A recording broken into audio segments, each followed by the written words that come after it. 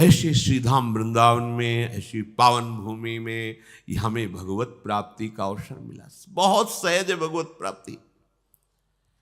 उनके लिए कठिन होगी जिनको गुरु नहीं मिले, जिनको धाम नहीं मिला, जिनको मार्ग नहीं मिला। आपको सब मिल गया है, लेकिन पाए रतन चीन्ह्यो नहीं, दीन्हो करते डारी।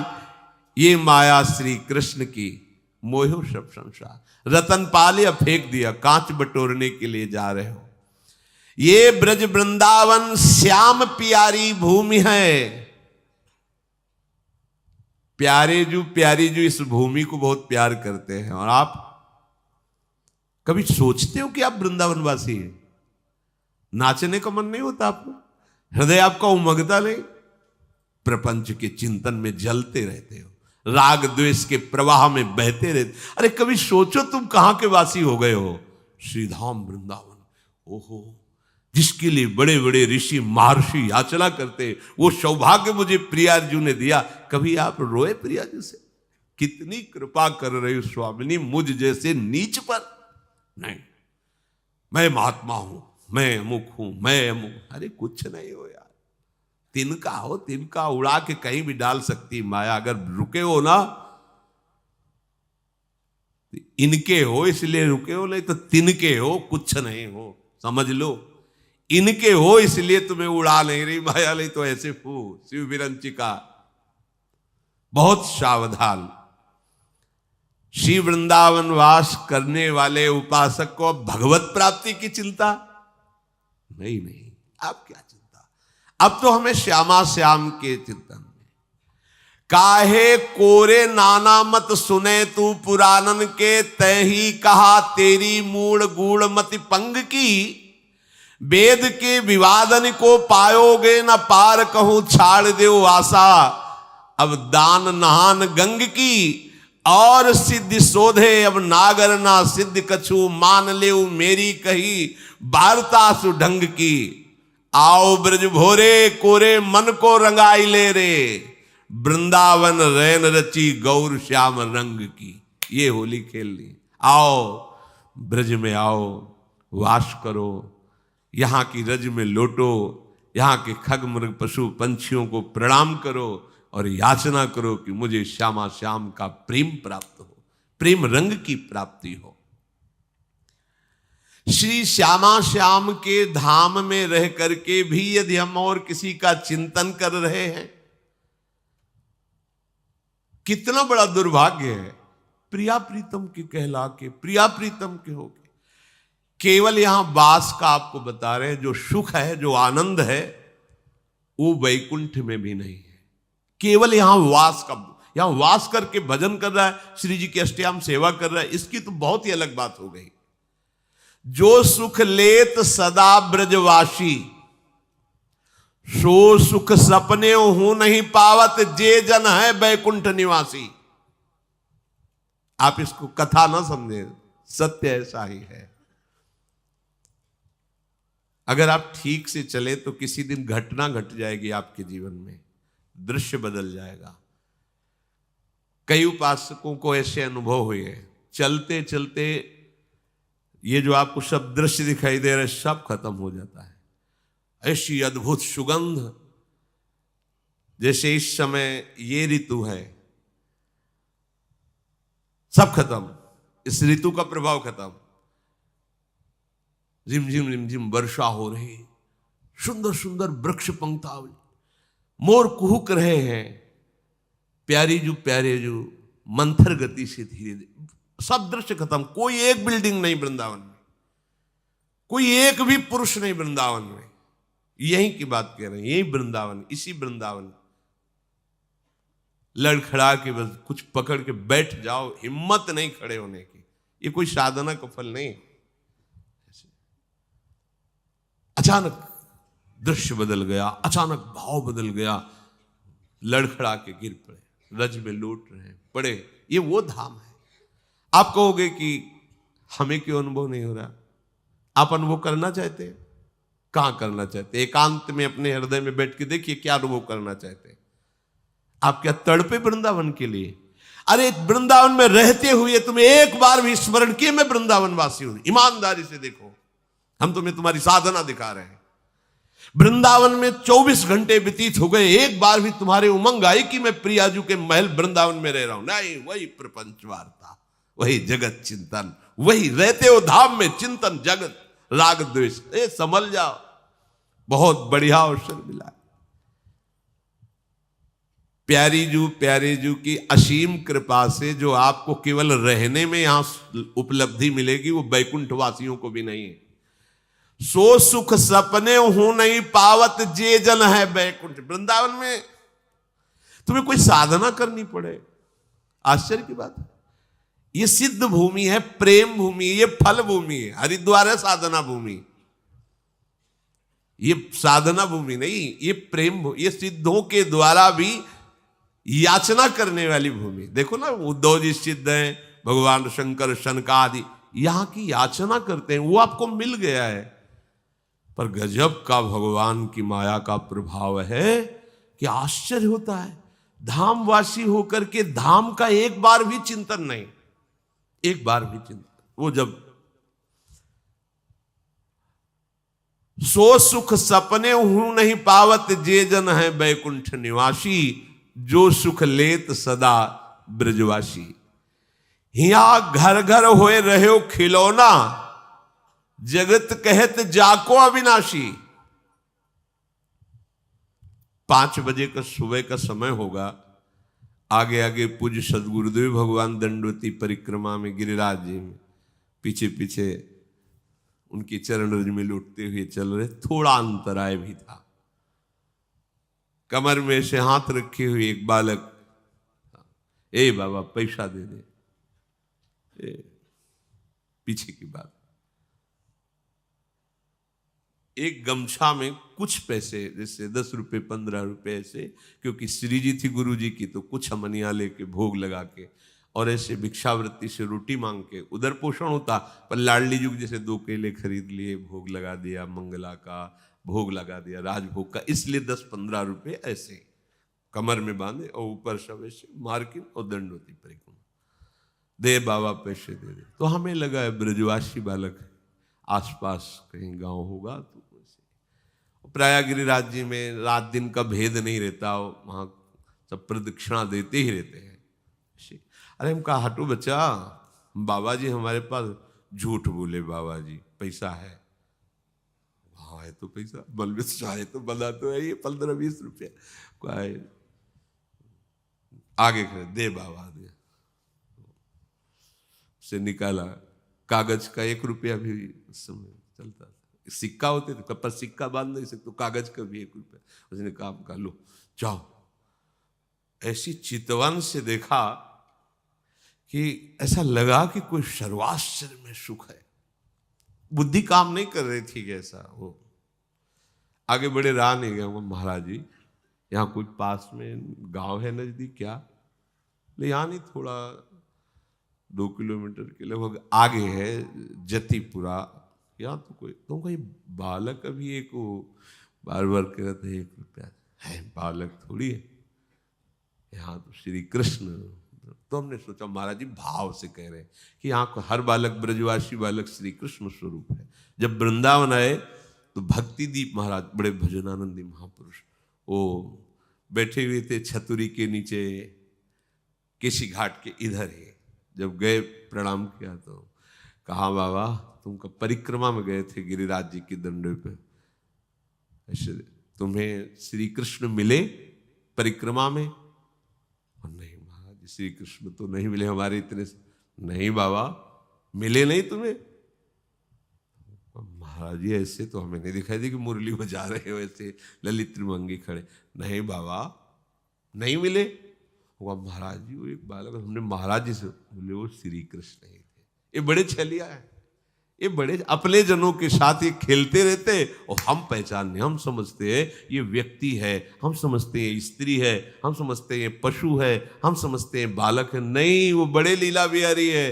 रोज अपने सबसे मिलते हैं और मुस्कुरा करके जाते हैं कि तू ये मत समझ कि मैं तुझे देख ले रहा, मैं तेरे साथ खेल रहा हूं, हो बुद्धिमान तो पकड़ के दिखा दे मुझे। वो जो सुख लेत सदा ब्रजवासी, एक बार पूज्य श्री सदगुरुदेव, बड़े अद्भुत चमत्कार गुरुदेव भगवान की कृपा से उनके समीप, वो तो सोई जाने जे देह जनाई, लाडली जी के दर्शन करके महल से निकल रहे थे, पीछे से कहा ऐसे, वो राधा बाग है, उसके आगे वो देखो ललिता जू का गांव है, ऊंचा गांव, ऐसे दिखा जी महाराज। इतनी इतनी दो सुंदर गोरी गोरी लाली आई, महाराज जी का अचला पकड़ के, ए बाबा फूल दे दे।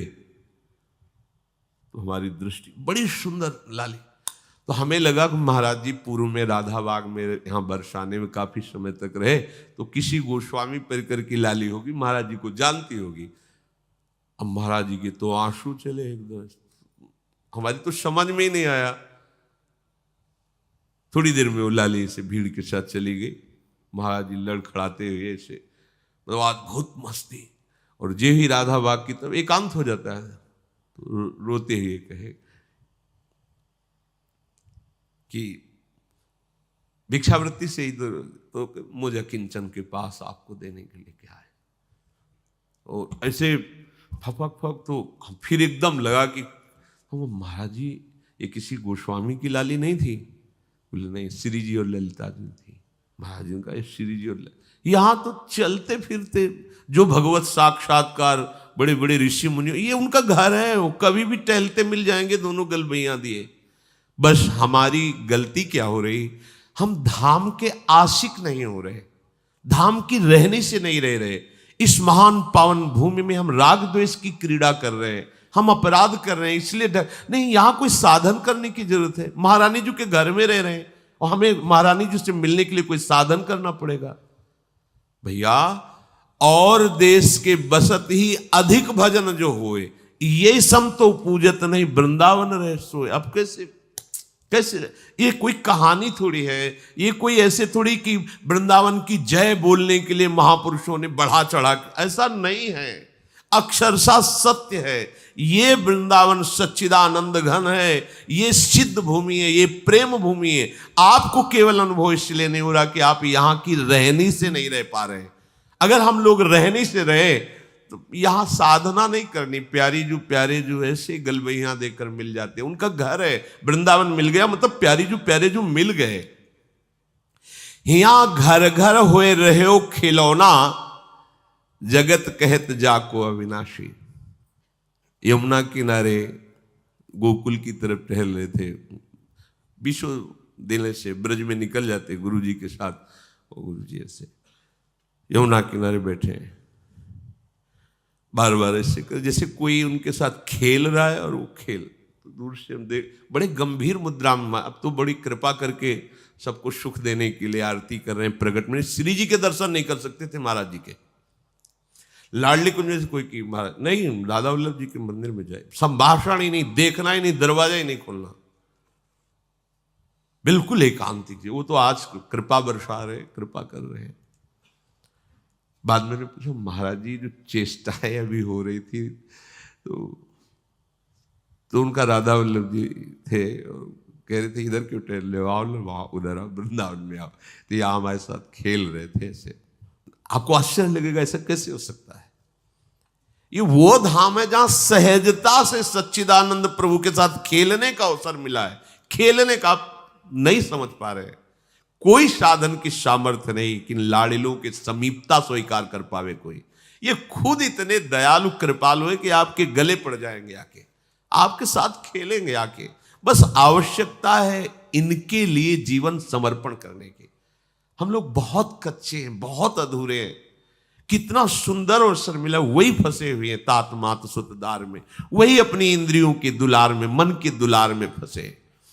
नागरी दास, ध्यान दीजिए, नागरी दास ये विश्व ते न्यारी, लग गई हाथ लूट सुख राशि, जो सुख लेत सदा ब्रज। ये बढ़िया दांव लग गया, जीत जाओ, नहीं कभी नहीं जीत पाओगे।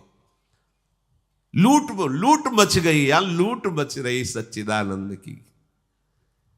अब जीवन तुम्हारा ऐसे सुखमय हो जाएगा, शब्द नहीं हमारे पास, नहीं है शब्द वर्णन करने के। लाडली जी की कृपा के, लालजू के दुलार के, आज हमारे ऊपर दुलार है, तब हम यहां सब बैठे हैं। नहीं समझ पा रहे आप। आपको लग रहा है हम पैसा लगा के वृंदावन आए हैं, हम पैसा लगा के वृंदावन वास कर रहे हैं। भूल जाना, भूल जाना। 60,000 वर्ष तक ब्रह्मा जी ने तपस्या की कि वृंदावन में रहने की तो मेरी सामर्थ्य नहीं, अगर गोकुल में रहने को मिल जाए तो। पास नहीं हुआ सरकारी कागज। 60,000 वर्ष की तपस्या। अपने 60 मिनट भी नहीं बैठ सकते एकाग्र होकर के, अपने को वृंदावन वास। क्या समझते हो तुम पर कितनी कृपा है। श्री यमुना जी का पावन दर्शन, वृंदावन धाम का वास और संतों का उच्छिष्ट और राधा वल्लभ नाम, ये जीत गए। अब कुछ बकाया नहीं रह गया। अच्छा, रोज यमुना जलपान ना करो तो बैठे हो तो यमुना जी की ही वाई वाह रही। यहां तो माला माल है, काहे को तुम टेंशन ले रहे हो, काहे को बेमतलब सुख समुद्र में बैठकर जल रहे हो। है पानी में मीन प्यासी मोई सुन सुनी आवे हासी। समुद्र में बैठा हो, प्यास प्यास चिल्ला रहा, प्रेम समुद्र। अब निज धर्म आपनो कहे तहा नित्य वृंदावन रहत बहुत प्रेम सागर जहां। वृंदावन का वास हमें मिल गया या वृंदावन का आश्रय मिल गया और मुख में नाम चल रहा है और संतों की जूठन मिल गई, तो आप कहोगे कि आज से भेजिए फिर जूठन। ये आप पा क्या रहे हैं, ये क्या पा रहे हैं। जूठन का मतलब रोटी दाल की जूठन नहीं है, भूल जाओ। यही संतों का उच्छिष्टामृत उन्होंने जो अनुभव किया, स्वाद लिया, वो तुम्हें दे रहे। जो नाम हमारे गुरु जी जप रहे, जो नाम हमारे आचार्य जप रहे, वही नाम तुम्हें मिला है।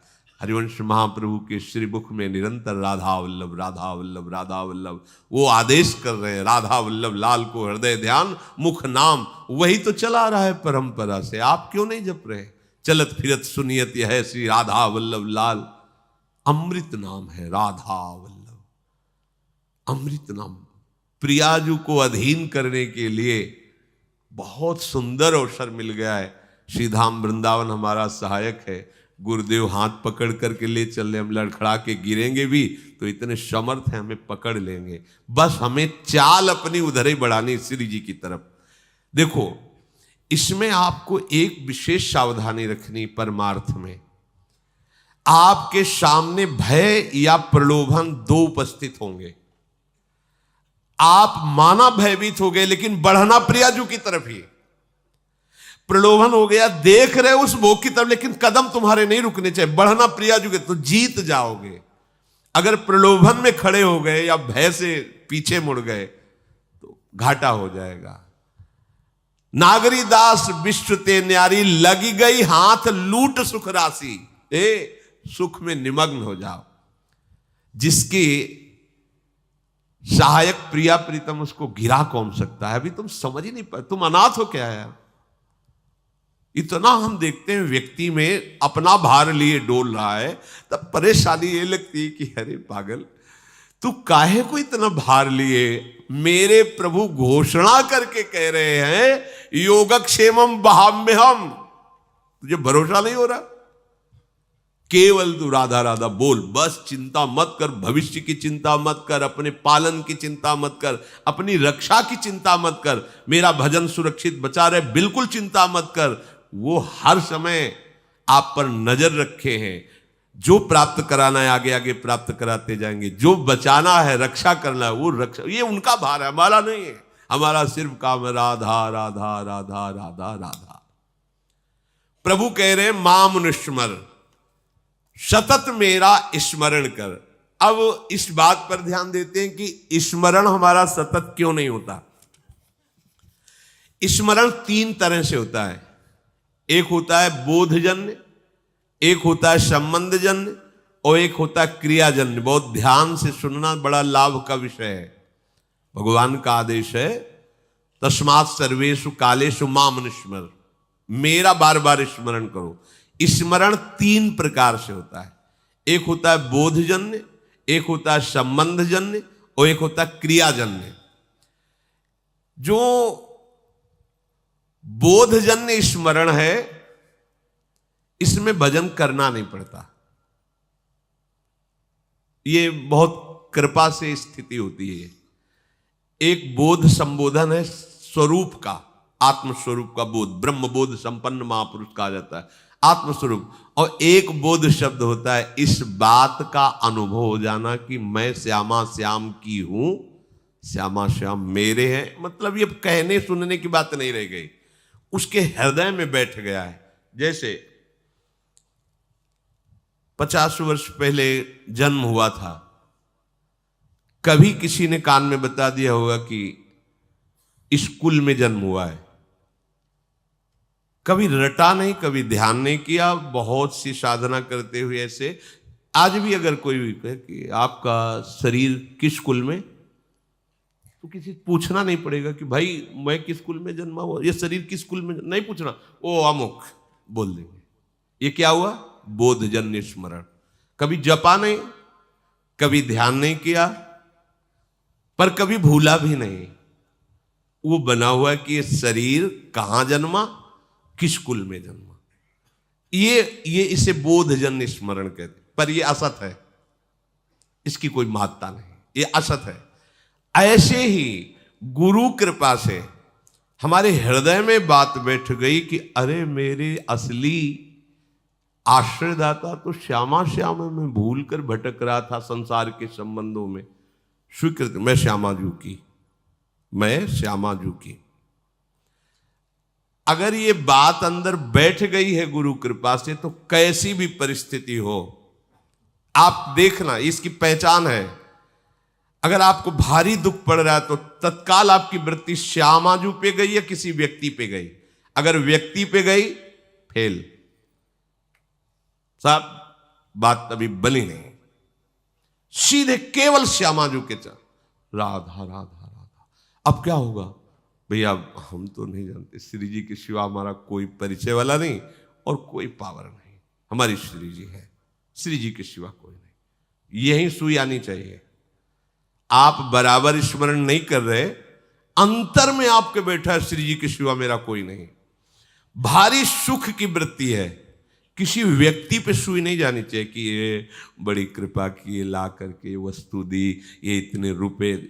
अगर ऐसे गई आपके चिंतन की धारा, गई, सब गड़बड़ कर दिया। भारी से भारी अनुकूल या प्रतिकूल परिस्थिति में आपके अंतर की वृत्ति केवल श्यामाजू के, यह बोधजन्य स्मरण। अब स्मरण नहीं करना पड़ेगा, वो हर समय ठसक बली रहेगी। संबंध का दूसरा स्वरूप आता है स्मरण का। गुरु जी से संबंध हुआ, उन्होंने श्यामा श्याम से संबंध करवाया और हमने स्वीकार किया। अब हमें हर समय देखना है कि मैं तो प्रियाजू की बिकी हुई हूं, मेरा कोई अस्तित्व तो नहीं है। तनु वांग मनोभिर अमलई सोहम तविवाश्रिता, इसमें संबंध जनित स्मरण आता है। संबंध से बहुत शीघ्र कल्याण होता है। जैसे मामा प्रयागदास जी की आप कथा सुने तो संबंध, मेरे राम जी जीजा और जानकी जी जीजी, ठसक, मैं उनका साला हूं, मस्त एकदम। कोई कहता कि अरे मामा कभी माला तो चलाते, तुम्हें देखते नहीं, किसका माला चलाएं? अरे मेरे बहनोई चक्रवर्ती सम्राट महाराज श्री राम और मेरी जीजी जानकी जी, अब मैं किसका माला चलाऊं? ऐसे गिरदा में से संबंध हर समय ठसक बनी हुई, मेरे प्रियालाल, मेरे श्यामा श्याम। हम लोगों का स्मरण इन दोनों में नहीं है, ना बोधजन्य है, स्वरूप बोध, संबंध बोध, दोनों में नहीं। तीसरे में है, वो भी बड़े भाग्यशाली है, क्रियाजन्य। अभ्यास हम कर रहे हैं, श्यामा श्याम हमारे हैं, श्यामा श्याम श्यामा श्याम, पर अंदर बैठा हुआ है हमारी मौसी है, हमारी मम्मी, हमारे पापा है, हमारे अमुक संबंधी है। संबंध हमारा जगत से, संबंध हमारा देह से। अभ्यास कर रहे हैं कि श्यामा श्याम का मैं हूं, मैं उनका अंश हूं, उनका नाम जप कर रहे हैं। कि इसमें अखंड भजन करने का अभ्यास कर रहे, अखंड भजन होता नहीं इसमें। बोध में अभ्यास भी नहीं है, चिंतन का कोई प्रयास भी नहीं है। उसका कैसे चिंतन होता है, गोस्वामी जी ने बिल्कुल सरल भाषा में बताया है, तुलसीदास जी ने। कामिही नारी प्यारी जिमी, लोभी प्रिय जिमि दाम, तिम रघुनाथ निरंतर, प्रिय लागहु मोहि राम। कामी कोई बैठ के ध्यान करता है क्या स्त्री का? पर कभी क्या ध्यान भूलता है क्या? ये है सच्चा भजन। ये लोभी आदमी क्या धन का कभी ध्यान करता है क्या? पर कभी क्या भूलता है क्या? सतत उसी में स्थिति उसकी रहती है। ऐसे श्यामा श्याम में महापुरुषों की स्थिति रहती है, जिनका संबंध सिद्ध हो गया है, सहचरी भाव को प्राप्त हो रहे, उनको भजन करने की जरूरत है। अरे उनका रोम रोम प्रियालालमय है, रोम रोम रग रग श्यामा श्याम का दासत्व स्वीकार किए हुए विराजमान। बुरी सखी कह रहे रोम रोम जब रग रग बोले तब कुछ स्वाद नाम को। अपने लोगों की स्थिति क्रियाजन्य है, इसमें बहुत खतरा है, क्योंकि कभी भजन की क्रिया होती, कभी भोग की क्रिया होती है, कभी योग की क्रिया होती, कभी वियोग की क्रिया होती है। ये बहुत खतरनाक स्थिति। अभी भजन की ये स्थिति ठीक नहीं है, क्योंकि जब कभी प्रतिकूलता आती तो न संबंध दिखाई देता है, न बोध दिखाई देता है, केवल क्रिया थी, क्रिया ये दिखाई देता। आपकी शरणागति एक क्रिया थी, आपका भेष परिवर्तन एक क्रिया था, क्या न संबंध था न बोध था, इसीलिए बात बनती नहीं। अगर संबंध की ही ठसक आ जाए तो बोध होने में देर न लगे। अगर क्रिया भी गुरु आज्ञा के अनुसार होने लगे तो संबंध का अनुभव होने में देर न लगे। चलते तो हम प्रथम सीढ़ी से हैं।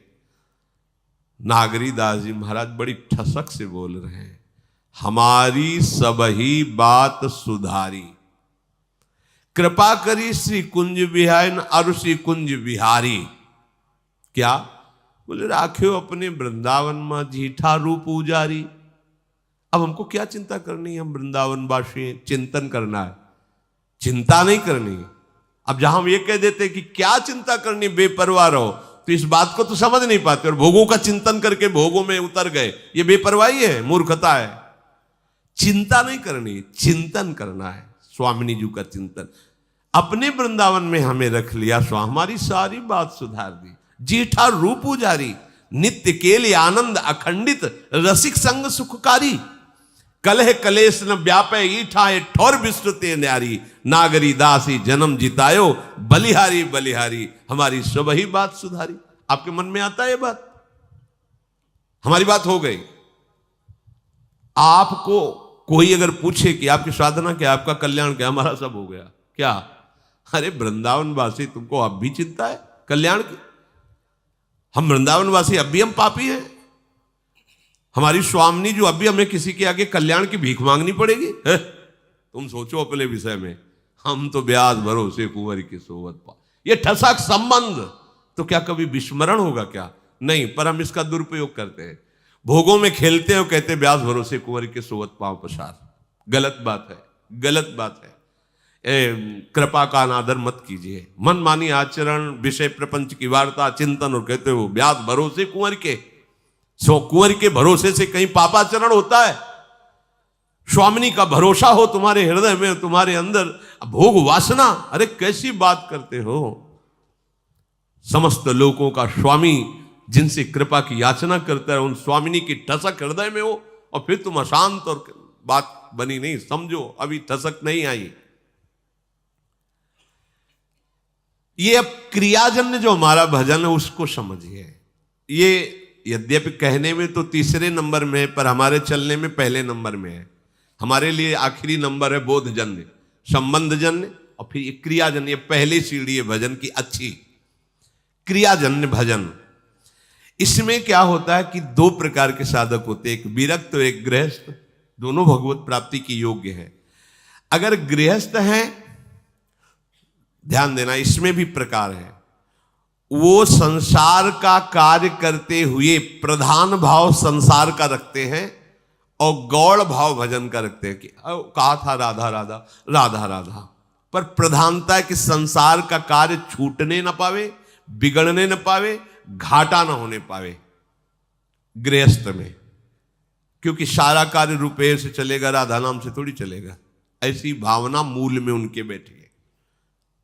उनके हृदय में बात बैठी, क्रिया करूंगा तो धन मिलेगा, धन मिलेगा तो हमारी बात बनेगी। हाँ, थोड़ा मंगल हो जाए, आनंद हो जाए, इसलिए राधा नाम भी लेते रहते हैं।